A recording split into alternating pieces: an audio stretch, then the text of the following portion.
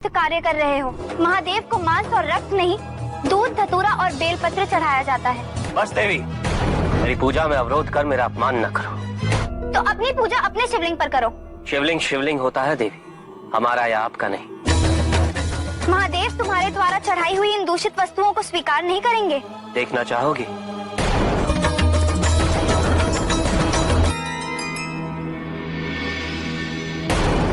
हमारे द्वारा आपकी पूजा अर्चना में जो व्यवधान उत्पन्न हुआ वो हमारी भूल थी। हमारा ही आपसे निवेदन है, हमें हमारी पूजा करने का अवसर दिया जाए।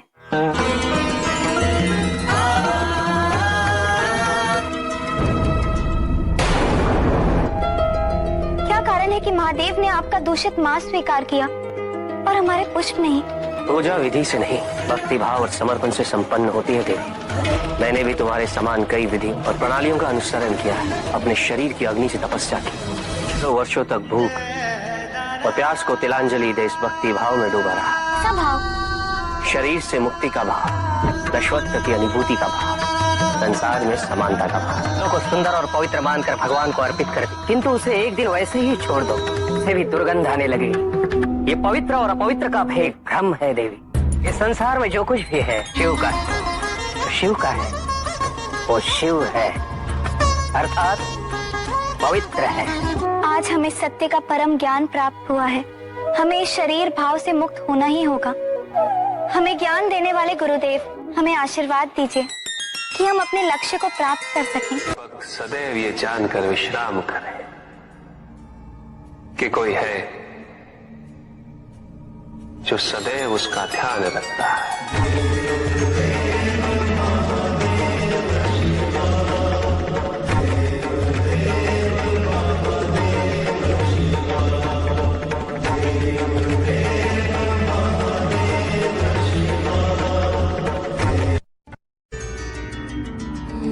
भक्त की भक्ति और उसकी श्रद्धा से प्रसन्न होगा।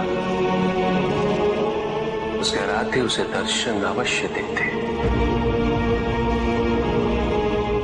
किंतु कब, किस रूप में और किस परिस्थिति में,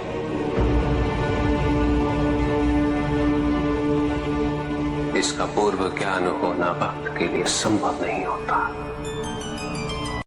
जब जब भक्त भगवान का ध्यान करता है, तब तब भगवान भक्त का ध्यान रखते हैं।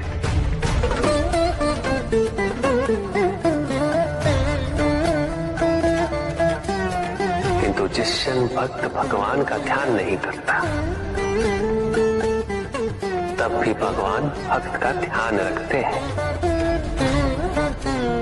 इसलिए तुम्हारा ये कथन उचित है नंदी। मैं व्यस्त हूं और मैं चिरंतन काल से लेकर चिरकाल तक व्यस्त रहूंगा। प्रत्येक क्षण प्रत्येक भक्त का ध्यान रखते हैं।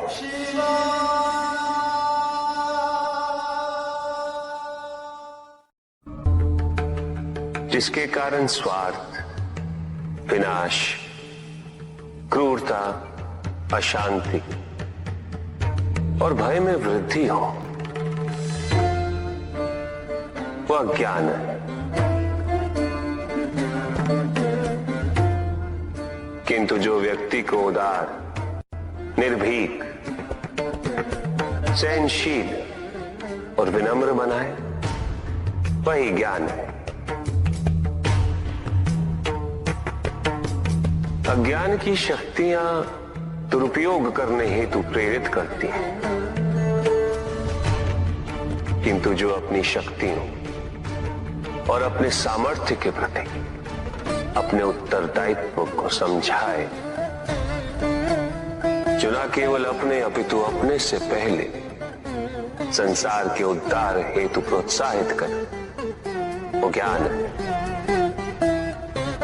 ज्ञान का मूल उद्देश्य ही परोपकार है, सृजन है।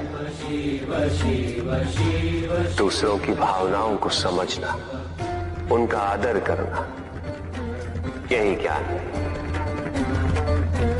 क्योंकि ज्ञान हमें न केवल अपने अपितु दूसरों के दुख और सुख के प्रति भी संवेदनशील बनाता है। किंतु जो दूसरों की भावनाओं का अनादर करे,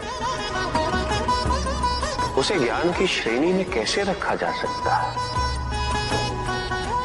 अज्ञान के कारण व्यक्ति सांसारिकता में बंधता जाता है,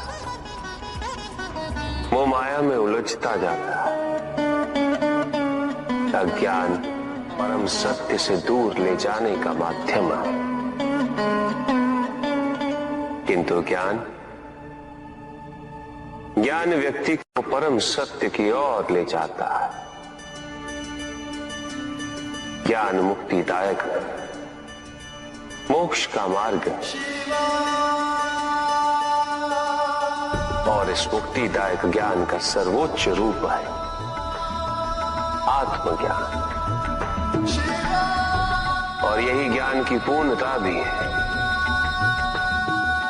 कि व्यक्ति अपने को समर्पित कर दे,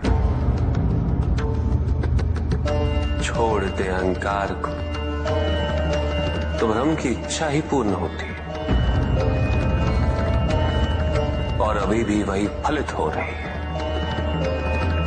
ऐसा नहीं है कि हम उससे भिन्न फलित करा लेंगे, लेकिन व्यक्ति भिन्न फलित कराने में लड़ेंगे, टूटेंगे, नष्ट हो। कुछ भी सुनने और समझने के लिए मन का मौन रहना आवश्यक है, किंतु मन मौन रहना नहीं जानता। वो तो निरंतर कुछ ना कुछ कहता रहता, प्रतिपल शब्दों का आक्रमण चलता रहता है मन पर, और यही आक्रमण है जिसके कारण व्यक्ति कभी भी शब्दों के परे नहीं जा पाता। जहां जीवन की सत्यता का बोध उसकी प्रतीक्षा कर रहा होता। कभी भी किसी व्यक्ति का विवेक, उसके संस्कार, निर्भीकता तथा उसके आचरण की परिपक्वता को परखना हो, तो उसे शक्तियों से सुसज्जित करता हूं, पदाधिकार सौंपता हूं, परिणाम स्पष्ट हो जाएगा। प्रभु, यदि आप स्वयं यहाँ कैलाश में उपस्थित हैं, तो प्रतिदिन का संध्या काल पूजन आपके समक्ष क्यों नहीं होता है? पूजित का साक्षात सामने होना मन को भटकने नहीं देता,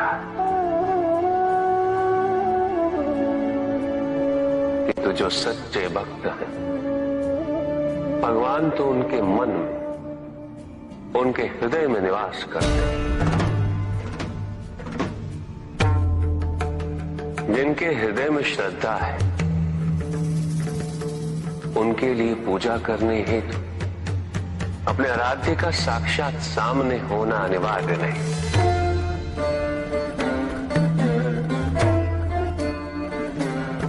वो तो अपने मन के नेत्रों से प्रतिपल उनके दर्शन पा रहे हैं।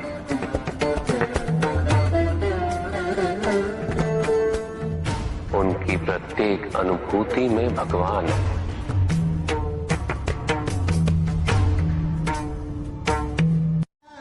सुख आंतरिक होता है, संतोष आंतरिक होता है। उन्हें बाहरी तत्वों से रेखांकित और परिभाषित नहीं किया जा सकता, आकार से नहीं पाया जा सकता। आकार के आधार पर केवल अहंकार ही उत्पन्न होता है, क्योंकि आकार से तुलना करने का संदर्भ प्राप्त हो जाता है।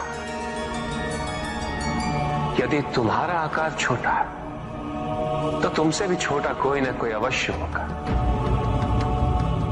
और यदि उसी प्रकार तुम विशाल हो, तो तुमसे भी विशाल इस संसार में कोई ना कोई अवश्य होगा। इसीलिए शरीर या आकार की तुलना करना कभी भी शाश्वत सुख का आधार नहीं बन सकता। युद्ध किसी व्यक्ति से नहीं गणेश, मानसिकता से होता। युद्ध में संघर्ष अच्छाई या बुराई का नहीं होता, सभी में अच्छाई है और बुराई भी है पुत्र। युद्ध तो विचारधाराओं का होता है। व्यक्ति अपने पराक्रम पर, अपनी क्षमता पर